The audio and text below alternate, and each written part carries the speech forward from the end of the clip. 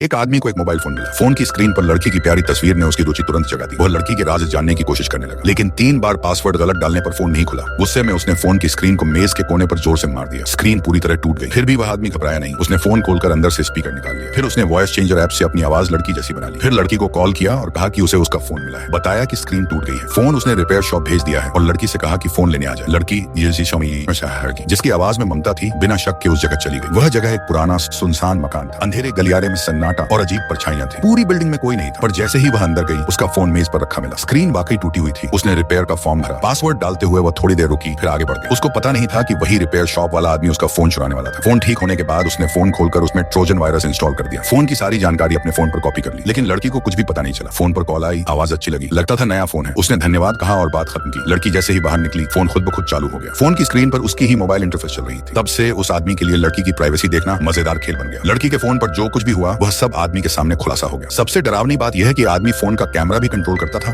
और 24 घंटे live monitoring करता था। सिर्फ 3 दिनों में आदमी ने लड़की की पूरी जिंदगी जान ली। उसके रोज उठने का वह कौन सी बस पकड़ी, मेट्रो किस लाइन से बदली, नाश्ते में क्या खाया, यहाँ तक कि जब लड़की ने ओवरटाइम किया तो वह चुपके से उसके घर गया। उसने उसकी बेड की नरमाहट जानी, कपड़ों का अलमारी देखा, बाथरूम की लाइट और पानी का तापमान चेक किया, ड्रॉयर की निजी चीजें भी देखी। आदमी ने पता लगाया कि लड़की के पास एक और फोन भी था। अपनी हर जरूरत पूरी करके उसने एक बैंक कार्ड से पैसे निकाले और उस पैसे से अपनी विजिटिंग कार्ड बनवाई। लेकिन आदमी की योजना पर बड़ा झटका तब लगा जब लड़की ने शाम को घर लौटते हुए महसूस किया कि कोई अंदर आया है। दरवाजे पर उसकी सुरक्षा अलार्म बजा। उसने दरवाजा खोलने का प्रयास छोड़ा और पीछे से चुपके से झांका। खिड़की से देखा तो एक आदमी अंदर था, पर उसे पता नहीं था कि वह आदमी पुलिस वाला है। कुछ दिन पहले पुलिस ने एक खेत में एक महिला का शव पाया था। उसके पास एक छोटी बोतल मिली जिस पर उसी आदमी का नाम लिखा था, और जांच कर रहे पुलिस अफसर उस महिला के पिता थे। लेकिन पिता और बेटी के बीच रिश्ते बिगड़ चुके थे और बेटी कई साल से घर छोड़ चुकी थी। पुलिस अफसर ने महिला के बैंक कार्ड के हालिया इस्तेमाल से लड़की का पता लगा लिया। घर के बाहर का पैकेज देखकर पुलिस ने छानबीन शुरू की। अंदर से उन्हें एक सूटकेस मिला जिसमें कई कंपनियों के विजिटिंग कार्ड थे। सभी पर उस आदमी का नाम लिखा था, राहुल वर्मा। पुलिस ने सारे कार्ड की फोटो खींचकर सबूत जमा किए। फिर उन्हें एक नोटबुक मिली जिसमें लिखा था कि राहुल ने महिला के नाम से थाईलैंड यात्रा की योजना बनाई थी और वह खुद को ट्रैवल एजेंसी का कर्मचारी बताकर महिला के करीब आया था। उस नोटबुक में महिला के सारे सोशल कनेक्शंस भी दर्ज थे। पुलिस अफसर नोटबुक खोलते ही फोन बज उठा। फोन पर एक मैसेज था, पापा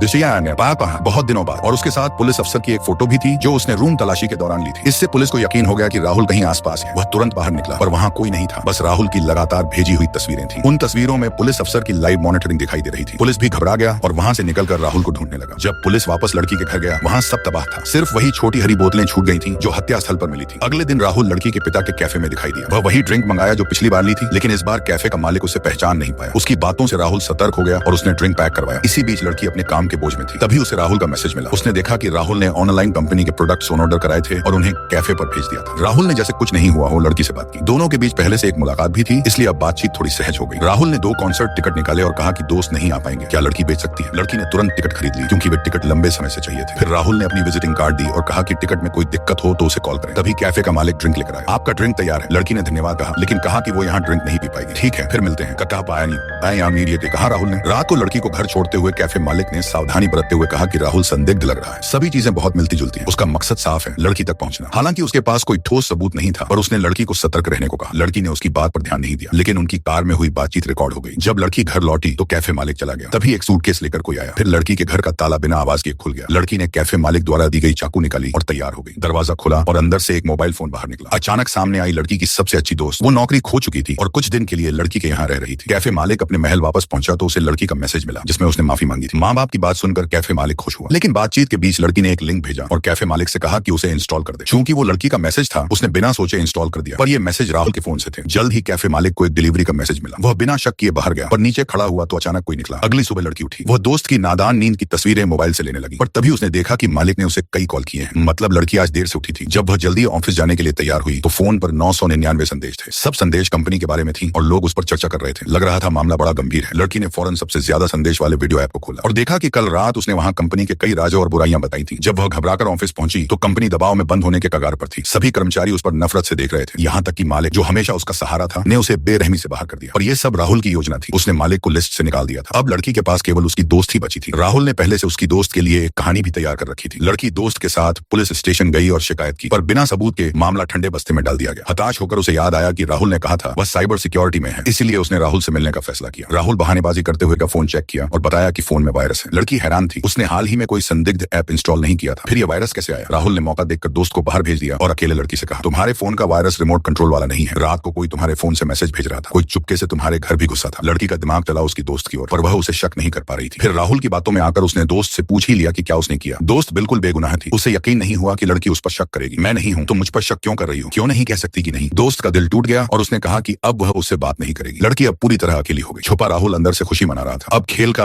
असली मोड़ आने वाला था। घर लौटकर लड़की पुरानी वीडियो देख रही थी। आंखों से आंसू नहीं रुक रहे थे। वह अपने आवेश में दोस्त को चोट पहुंचा चुकी थी। गुस्से में उसने फोन फेंक दिया, पर यह उसकी किस्मत थी कि फोन टूटते ही उसे एक आइडिया आया। वह पुलिस लेकर राहुल के फोन रिपेयर शॉप पहुंची। वहीं मालिक ने भी पुलिस को सूचना दी थी। लड़की ने सब बताया कि उसके फोन में वायरस यहीं लगा था। उस रिपेयर शॉप का मालिक राहुल वर्मा था, लेकिन मालिक ने बताया कि आरोपी अब अपना नाम बदलकर राहुल कुमार कर चुका है। लड़की को यह सुनकर झटका लगा। दिन में जिसने फोन चेक किया था वही राहुल था। हैरान लड़की ने मालिक से फोन लिया और राहुल की कंपनी में कॉल किया। सपाट जवाब मिला कि ऐसा कोई व्यक्ति कंपनी में नहीं है। लड़की गुस्से से भर गई कि वह पूरी तरह फंसाई जा रही है। उसने तय किया कि अब वह भी चाल चलकर राहुल को फंसाएगी। उसने खुद को जासूस बनाकर राहुल को अपने घर बुलाया। राहुल ने सोचा लड़की अकेली और बेबस है, इसलिए उसका साथ देना चाहता है। उसने अपनी छवि बदली, चश्मा हटाया, बाल कटवाए, नया लुक बनाया और लड़की के पसंद के हिसाब से तैयार होकर मिलने आया। जब वह लड़की के घर के नीचे पहुंचा और फोन से कॉल करने लगा, तभी मालिक अचानक पीछे से आ गया। राहुल समझ गया कि ये एक जाल है और भागने लगा, पर उसके रास्ते को राहुल के साथी भी बंद कर चुके थे।